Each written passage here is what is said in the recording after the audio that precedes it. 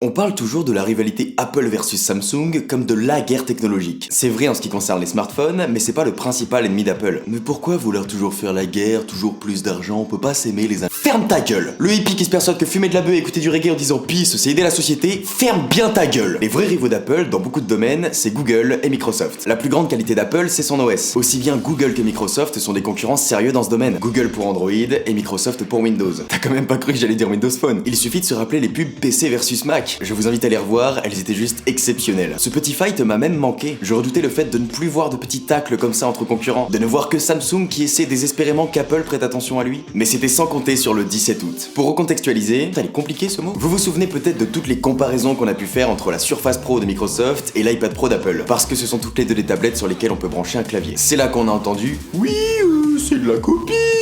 Comme si Microsoft avait inventé les claviers à coller sur la tablette. Big Ben est un génie, moi je vous le dis. Bref, le 1er août, Apple a posté une publicité nommée What's a Computer. J'ai eu 19,5 en anglais au bac.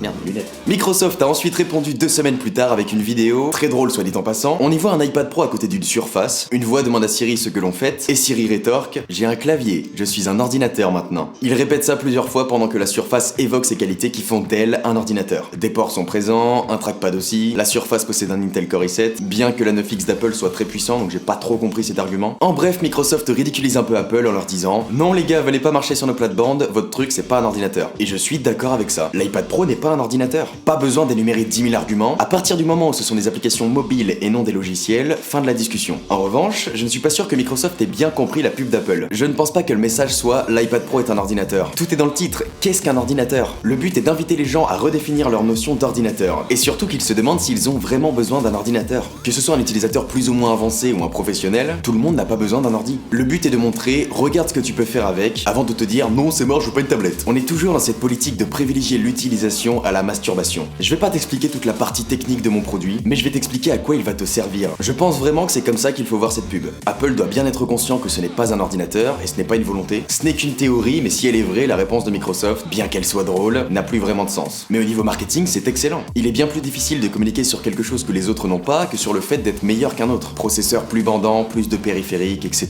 etc. Donc c'est très bien fait, mais ça n'a pas de sens parce que le